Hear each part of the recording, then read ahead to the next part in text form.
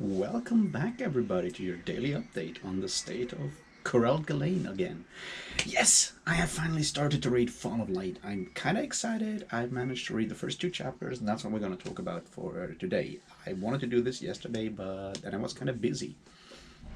Like actual busy. First, like I had like an issue with the label that kind of took away a lot of my like mental energy, but it seems to be fixed now, or is going to be fixed very soon.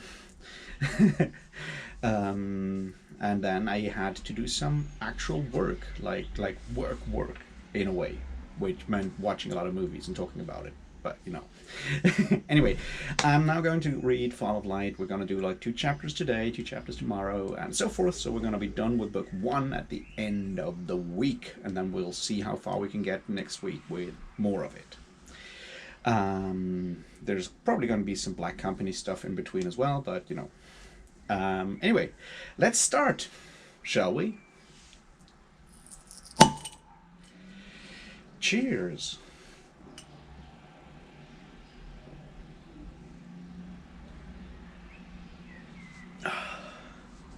So here we go.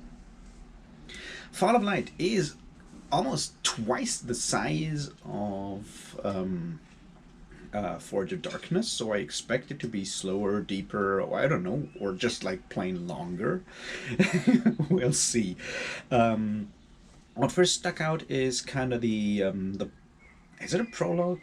I think it's called prologue there as well, or like the first like rambling, raging thing of our everyone's favorite blind poet, Galan, on necessity and the glory of war. Now this is, I feel like, very very important there.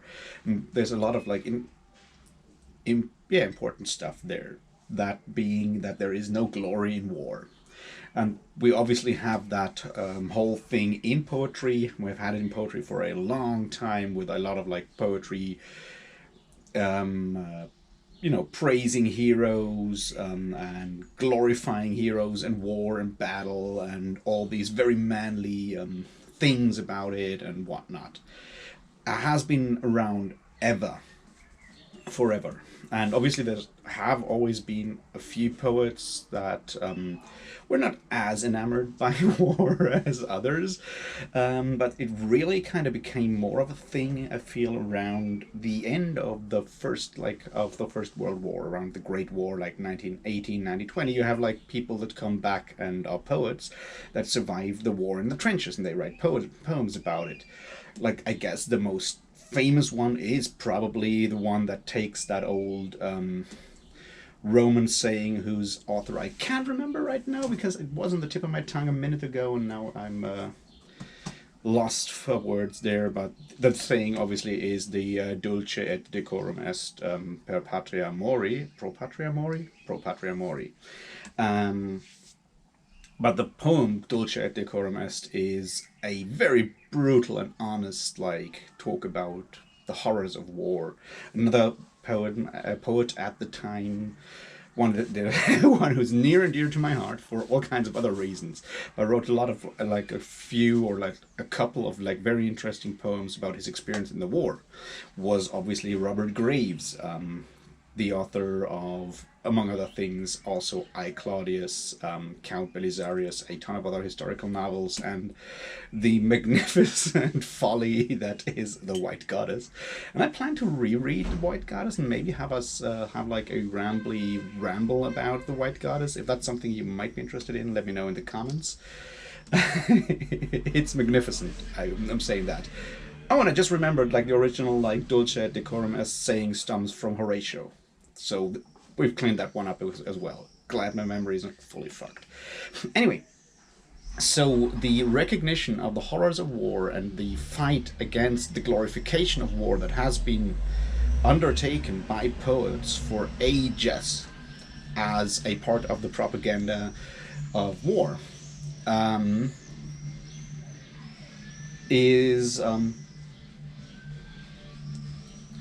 part of what we're talking about here. The other side of it is obviously fantasy literature. We need to talk about that as well. Sorry, I got distracted because someone is playing guitar music and I always have to figure out if I know this song, but this seems to be Rammstein or something, so I don't like it. Yeah, sounds like Rammstein. Anyway, I'll ignore it. Point being, that fantasy literature, at least a lot of fantasy literature, it falls in the same trap, or not trap, but in the same direction. You call it epic fantasy. I've spoken about it before. Like every problem in a ton of fantasy is solved by violence, and a lot of like classic fantasy very much extols the virtues of like combat, single combat, martial prowess is something that is praised a lot. A lot of those heroes are really, really good at it. So it's kind of interesting, and you know that is something that has kept going on, not only with your like hyper masculine guys like your Conans, and so forth. You have a few like examples that go against that. I guess you could call like Elric of Melniboné one of those characters that is not exactly falling into that trap of extolling martial virtues, even though he has a cursed sword. But a lot of like fantasy is very much about that, and this, you know, this trend got even more pronounced, I feel, in your like in your 70s and 80s fantasy novels as well. Your David Gemmell's, whom I love. Your David Gemmell, whom I really love, and others like that. That's something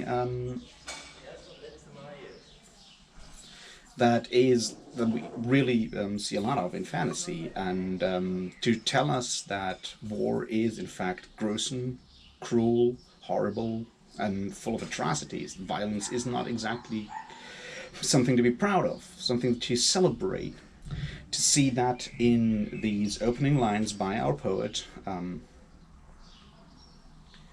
Galland, to criticize his own like field, that being poetry, but also written, because Galland is obviously written by Stephen Erikson, an author of fantasy, of epic fantasy, of even military fantasy, to at the same time go and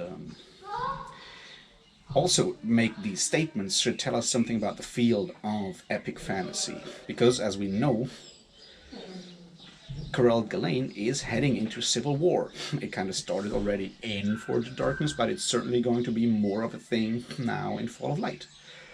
So that opening, that introduction, or whatever it's called, is very much setting the tone and the expectation for what is going to come in the following chapters. And I appreciate the vehemence of that, because it's one, there's like basically those 2 points. Like one, war isn't glorious, and poets who say otherwise are wrong or evil, or both. And the other one is that that terrible idea of necessity that we use so often as a reason for horrible, morally despicable actions. It's like necessity is a terrible argument for anything. And I mean, this is something that we see throughout the entire like writings of Stephen Erikson, like that the argument of necessity very rarely actually is used to good, right? People use it to justify horrible things, and oftentimes overlook the actually important things that need to be done, in a way. So those two will be, once again, what we see in the coming pages, I suspect. The question of like, how glorious is war actually, and how much of it can be justified by necessity, or any that can be justified by necessity. So yeah, that's sort of the opening, which I found very, very strong. Maybe a bit even stronger than like the one in Forge of Darkness, although even there we already started talking about necessity, right? So let's look at what we see afterwards.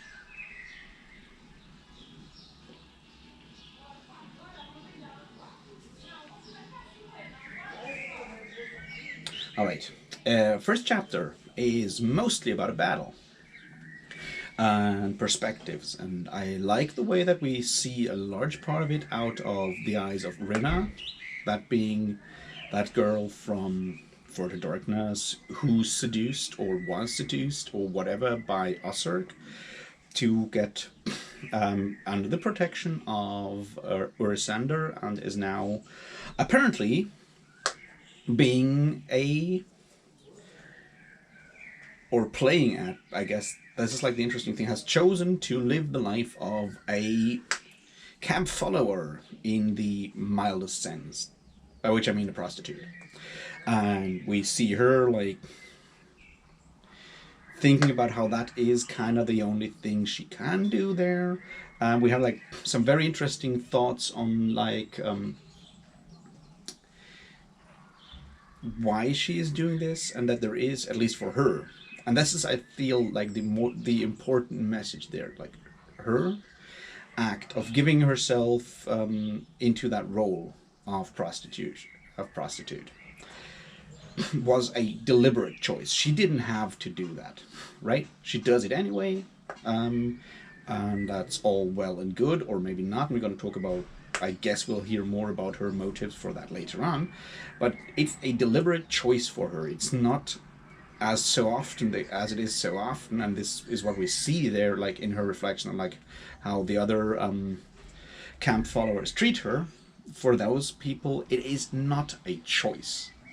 It's their only way to make a living at that point because of poverty and other things.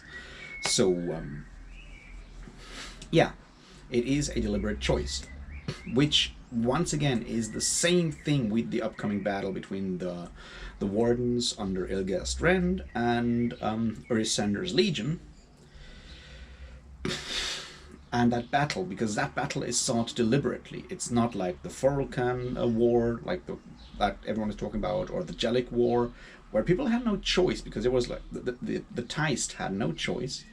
And can I just say that I'm annoyed that in this new audiobook, they're once again called Tisti. I know we have Tist in the Malazan Book of the Fallen audiobooks. We have Teist in Forge of Darkness. Now we're at Tisti, and I'm like, I'm gonna stick with Teist now. Anyway. The Teist had no choice but to fight the Forlkan or the Jellican. So that made sense, but the civil war here between Urisander's Legion and the Wardens, and whoever else will join in that war, that is a deliberate choice. And even though they will claim afterwards that they had no choice but to start the war, that is a lie, and that is what we see as a setup, like at the beginning of this chapter, I feel. Which is important, because sometimes we deliberately start terrible things because we believe it's the right thing to do. We can come up with all kinds of reasons and arguments, but what we have to face at the end of the day is that it was a deliberate choice. We took and we accepted all the consequences, all the terrible consequences of that, and every kind of excuse we're going to make afterwards is at its core hollow. That's a sad start for a civil war, I guess. And yeah. Next thing that I found interesting is no, let's start with something else and then go to what I wanted to talk now. The point is, the character of Urisander, the reluctance of Urisander, is something that I find very fascinating, because on the one hand, he's kind of right?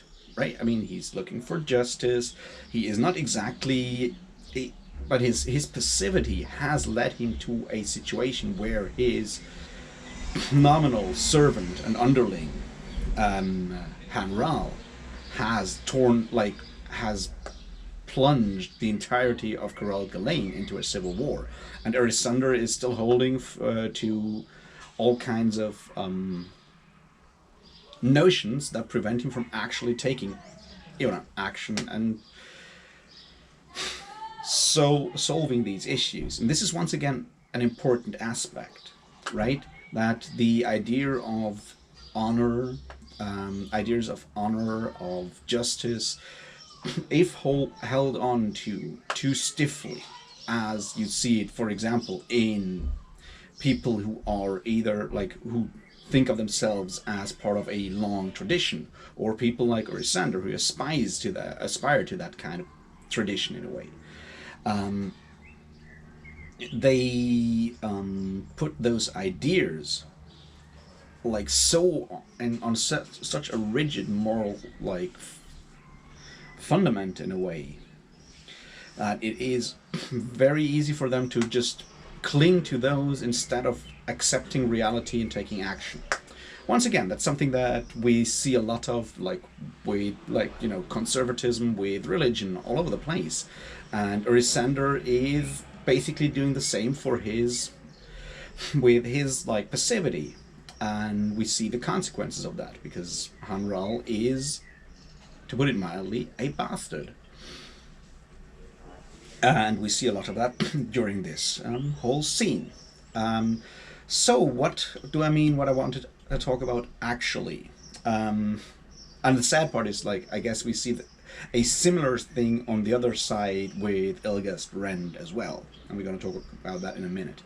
What I meant is the mirroring. Once again, we've spoken about that before. It's something that we see with Stephen Erickson's writing off and on, right? The micro macro symmetry thing,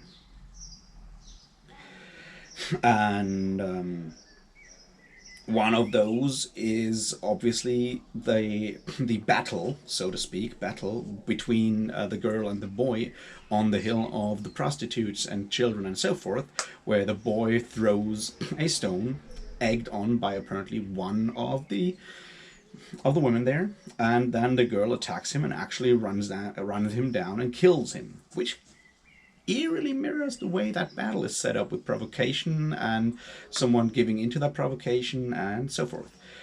Just that actually the provoked party wins in this battle, although with the boy and the girl, although since the boy was set up in the first case, yeah, you see where this is going, I guess. So we have the battle, we see the wardens doing their best, but unfortunately still losing because of numbers, and that's that. And Ilgast Rend gets killed in the end because Hanral is a bastard. His cousin Serap, not Serap, the other one dies because she is really dumb.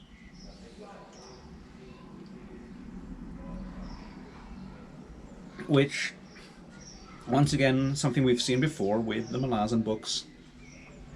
Overconfidence gets people killed a lot. But what I wanted to come back to is Ilgast Rend also following his orders and his honor, and thereby seeing no choice but to commit to this battle. And this is what I said before. It's like both sides, Urisander and Ilgast Rend, could avoid that war. It's in the end, it is a deliberate choice to commit to that battle, to that war. So yeah, we got a lot of like cavalry action, and this is something that I find interesting compared to the Malazan Book of the Fallen.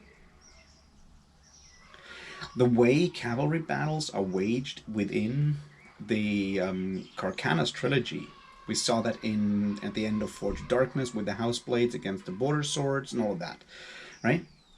The way it is done with signal flags and the amount of detail, the detail and the attention paid to by Stephen Erickson to how to actually run cavalry actions, how you have commanders on the side with flags and signal flags that mean different things and so forth, is something we never see in the Malazan Book of the Fallen. There, it's just like they get orders, and mostly like the most thing we see is people yelling at other people, and that's about it, which I find interesting.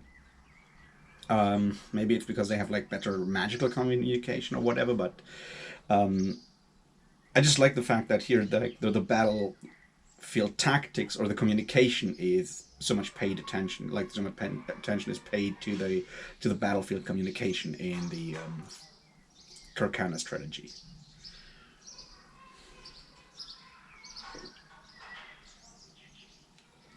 So yeah, that's kind of the opening with like one huge battle, and we have our civil war officially.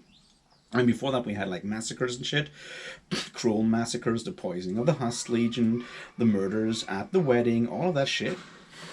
But now we've had like our first Teist versus Teist civil war battle, and we'll see where all of that will end up at the end. I don't know. But let's have us a look at chapter 2. Oh, like one quick thing. The ending of chapter 1 with the long, like, comment of Galan about what happened there is something new because it kind of breaks the overall narrative. I mean, with Forge of Darkness, it starts with that long, like, introduction of Galan talking and talking and talking, and that's about it. But here he makes like more appearances and talks to the audience of his tale, which is technically Fisher Keltath, but also us readers. We are like more like addressed more directly here. Something that like a technique that we've also seen, obviously, in say Toll the Hounds. So that's just something I want to note. Now let's have us a look at chapter 2, which I really enjoyed. I enjoyed it more than chapter 1.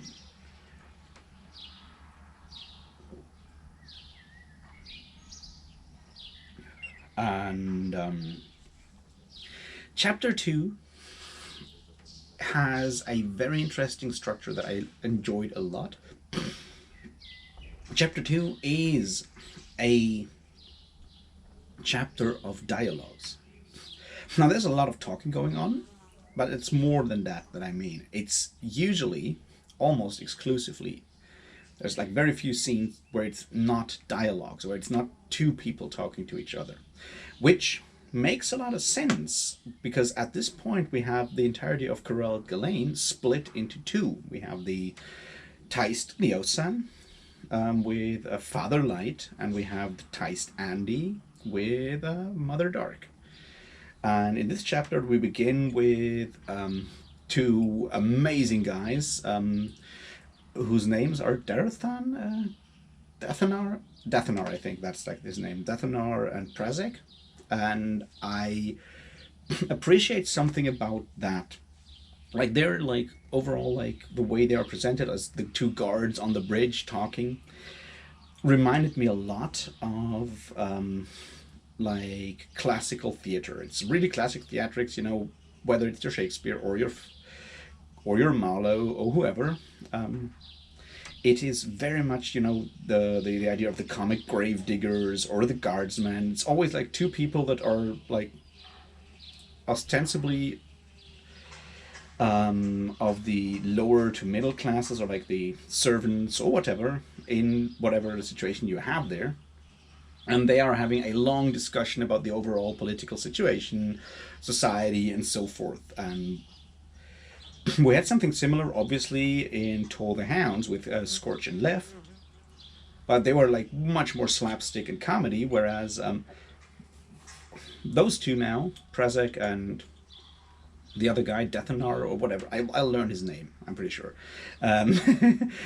are much more like educated in a way, but they're still talking in that like very like overall commenting on the situation kind of theme, which I really appreciated. It was interesting to see. And then they have the next duo talking, that being Grisinfowl and Silcha's Ruin in a bar, because a lot of this is also about pubs, which I appreciate.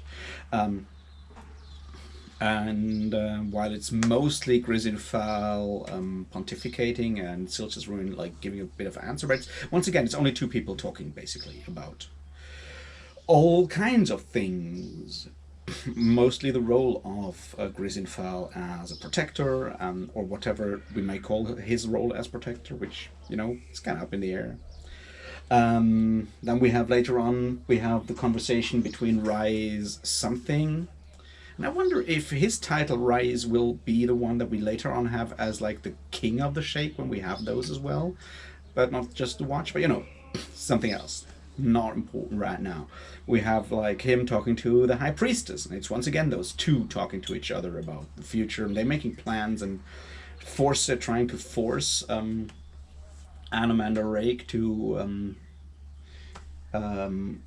throw out, kill, or whatever Draconis, which I guess is kind of what the plot of this book will be. I don't know. We'll see how that goes. I mean, we kind of know how it ends, but still. Um, One thing that we see here, I guess, is that the idea that people are like craving leadership in a way, and when they're like nominal leaders, like in this case Mother Dark and up to a point Anna and Rake, are not actually acting, not giving guidance or whatever, there will always be someone who will take upon themselves that role, who may or may not be qualified to do so. I'm not saying that Mother Dark is qualified to be a goddess. I'm not sure about that at all. And there's certainly also the question of Anamander Rake's qualifications. Uh, you know, that's not what we're talking about here now. Um, but yeah, we see like this idea that power, like decisions need to be made, and if the people at the top do not make those decisions, it's people one rank below that make those decisions. Whether it's Hanral, because who takes over basically and forces Urisander's hand on the one side, or whether it's now the High Priestess and the Historian Reyes, something something, making the decision to force Mother Dark and even more force Anomander Rake's hand in a way. So yeah, we have another one of these like two people dialogues there. Then the largest one, I guess, or like the next one that is important, is obviously the one between Anomander Rake and Kaladin Brood about the future, about peace, and all those things.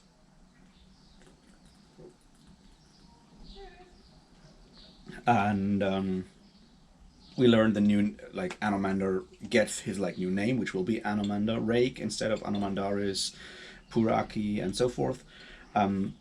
We get, this is something that I found very fascinating, because so far, like, compared to a lot of other fantasy stories, the idea of names having power has been very subtle with Steven Erikson, right? I mean, yes, we have all the marine names in the Malazan Book of the Fallen that are given by Master Sergeant Braventooth, that often, like, those who get them have like a lot of meaning, or I explain the character, but the idea of like those names having power, like as you see in, I don't know, Black Company obviously, but in general, like the idea of magical, like names, true names having magical power or something, is something that we normally don't see in the Malazan world. I'm not even sure if it actually is part of the magic system. I don't think so. But what we see here is that yes, names, especially in the descriptive names, can explain the character, but on the other hand also force that character, as we see with Anomander talking about the death of his father, and now he's like gets his name about strength that stands up as well.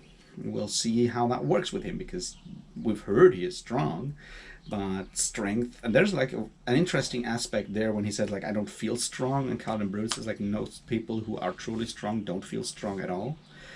Yeah, that's a truism. Like self-recognition, especially when it comes to aspects or virtues or whatever you want to call them, like strength, is something that is difficult for a lot of us. Like, I mean, we're talking strength of character here. We're not talking about Anamander Ray being like Mr. Universe or something like that.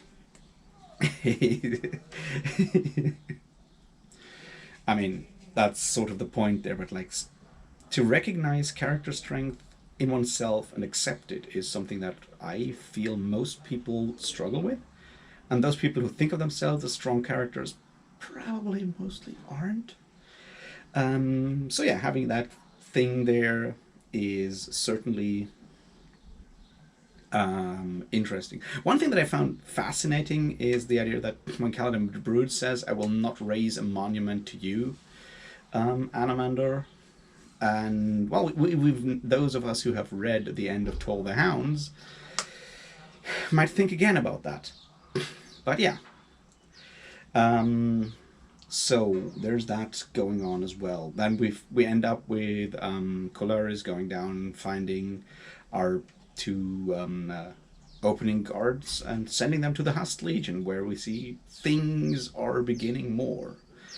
So, yeah, I guess that's sort of what I have to think about or ramble about today, about the first two chapters of Fall of Light. I'll be back tomorrow with chapters 3 and 4, and I'm really looking forward to find out what will happen next and where this whole thing is going. Because, yeah, there's still like so many possibilities here. And yeah, I'm excited.